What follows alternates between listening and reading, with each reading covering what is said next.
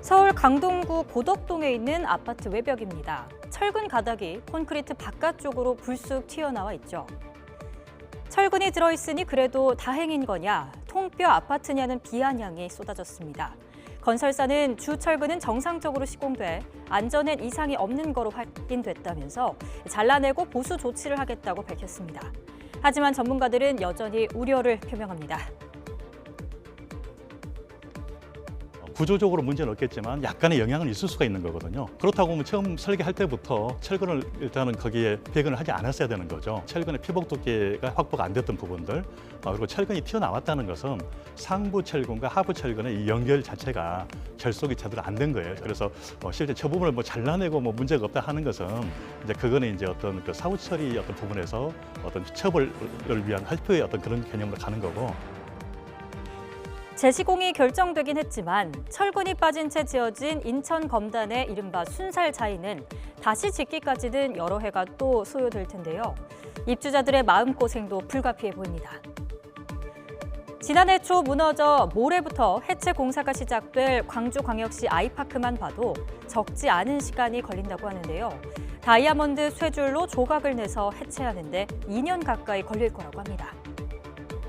각기 다른 이유가 있겠지만 블라인드 앱에 올라왔던 이 글도 계속 회자가 되고 있습니다.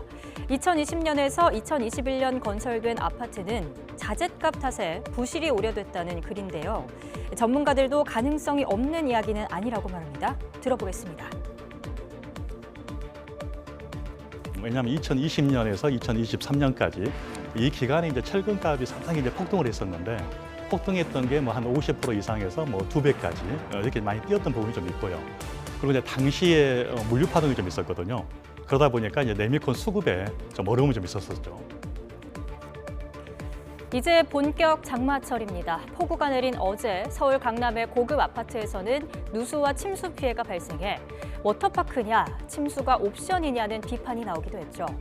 높낮이를 없앤 입구의 디자인 탓이었다고 하지만 비가 많이 내리는 시기인 만큼 새 아파트 공사 현장은 물론 기존 아파트에서도 철저한 안전 점검 필요해 보입니다.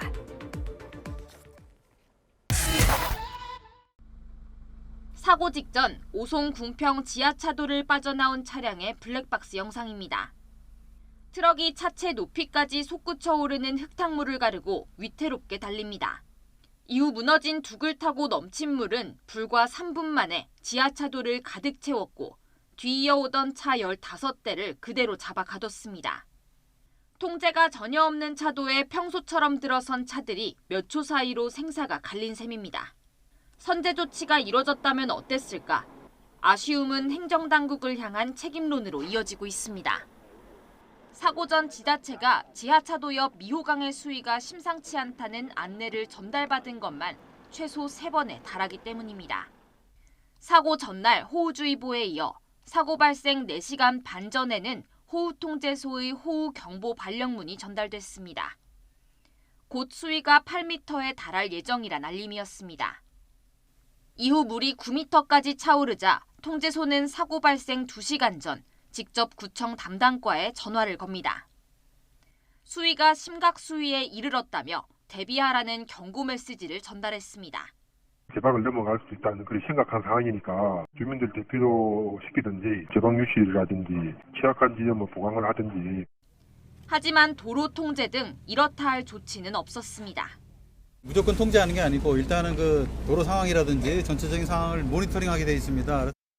교통 통제가 필요하진 않은 조건에서 예기치 못하게 제방이 터진 게 문제였다는 해명에 주민들은 분통을 터뜨리고 있습니다. 계속된 경고에도 임시로 둑을 보강한답시고 모래를 쌓아 올리는 수준의 허술한 대처가 전부였다는 겁니다. 그냥 비 조금만 와도 쓸려 나가게 생겨 있거든요. 가져놓은 게 아니라 임시로 한 거라. 결국 아니한 안전의식이 맞물리면서 또 한 번 참사를 낳은 게 아니냐는 지적이 나옵니다. YTN 송재인입니다. 14명이 목숨을 잃은 오송 지하차도. 희생자들의 넋을 위로하면서도 이제는 진상규명에도 속도를 내야 할 시간입니다. 어디서부터 무엇이 잘못되었나를 짚어보려 했더니 처음부터 끝까지 조치가 적절했던 게 하나도 없었습니다. 대응이 얼마나 미숙했고 느렸는지 속속 드러나고 있잖아요. 제방이 넘치려고 한다, 대피해야 한다. 시민들은 참사가 발생하기 1시간 40분 전쯤부터 경고의 경고를 거듭했습니다.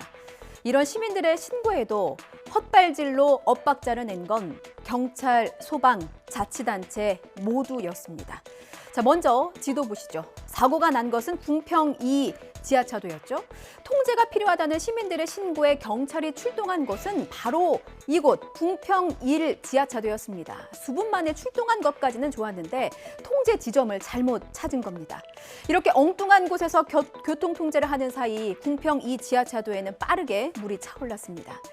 청주시의 대응도 분노를 부릅니다. 이미 지하차도에 물이 다 찼어요. 그런데 시내버스 회사들의 궁평 2 지하차도를 지나가도록 통보했습니다. 이곳이 완전히 침수된 그 시점 8시 49분에 청주시에서 시내버스 회사들에 통보한 우회 경로 한번 지도로 살펴보겠습니다.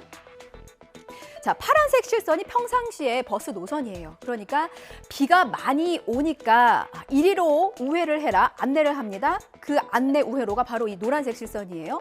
보시다시피 참사가 일어난 궁평 2 지하차도를 건너라고 안내를 한 것입니다. 이미 물이 다 찬 시점에 말이죠. 청주시 담당 부서는 당시 상황을 알지 못했다고 말합니다. 기관끼리 담당 부서 사이에 상황 공유라는 것이 제대로 된 게 맞습니까? 각 기관들의 해명을 좀 볼까요? 충청북도는 말합니다. 미호강의 범람 위계 신고를 청주시가 통보해주지 않았다. 자, 그러자 청주시는 또 이렇게 말합니다. 해당 도로의 통제권은 충북도에 있다. 그럼 경찰의 해명은요. 도로 통제의 1차 책임은 지방자치단체에 있다.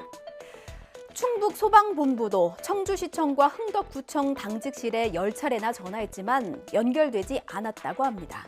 경찰도 재난무선통신망을 이용해서 충청북도와 흥덕구청에 관련 내용을 전파했다고 하지만 두 기관은 제대로 전달받지 못했다고 변명합니다. 재난 상황에 누구보다도 발빠르게 대응해야 할 기관들이 헛발질을 하면서 결국 무고한 시민 14명이 목숨을 잃었습니다. 중대재해처벌법 위반 가능성에 대해서 충북경찰청은 모든 것을 열어놓고 수사하고 있다고 밝혔는데요. 관리상의 결함이 핵심 쟁점이 될 것으로 보입니다. 국무조정실도 신고 이후에 각 기관이 상황 전파는 제대로 했는지, 대응이 적절했는지 등에 대해서 감찰을 확대하고 있습니다. 군복을 입은 군인들이 구급차 앞에 늘어서 있습니다. 곧이어 흰 천이 덮인 들것을 해병대 헬기로 옮깁니다. 경북 예천에서 폭우로 실종된 주민을 수색하다 급류에 휩쓸려 실종된 해병대원 A일병입니다. 앞서 A일병은 어젯밤 11시 8분쯤 내성천 고평교 하류 400m 지점에서 숨진 채 발견됐습니다. 인력 270여 명과 장비 30대를 현장에 투입해 야간 수색을 벌인 지 4시간여 만입니다. 그 야간 수색하다가 드론이 발견했다 하는데 심정지 상태였던 거죠, 발견 당시에? 그렇죠. A일병은 헬기를 이용해 소속 부대가 있는 경북 포항 군병원으로 이송됐습니다. 인간띠를 만들며 실종자 수색 작전에 투입된 A일병은 구명조끼조차 없이 맨몸으로 작전에 투입됐습니다. 구명조끼 얼마나 한다고 그거 구명조끼 아니 그거 수상시키냐고 이게 비싼 거가 있는데 뭐 살인 아니면 이거 살인인데. 이와 관련해 군 수사기관은 정확한 사고 경위를 조사할 예정입니다. 또 해병대 안전단도 호우 피해 복구 작전에 투입된 부대의 안전 분야에 대해 전반적으로 점검하고 보완할 방침입니다. YTN 엄윤주입니다.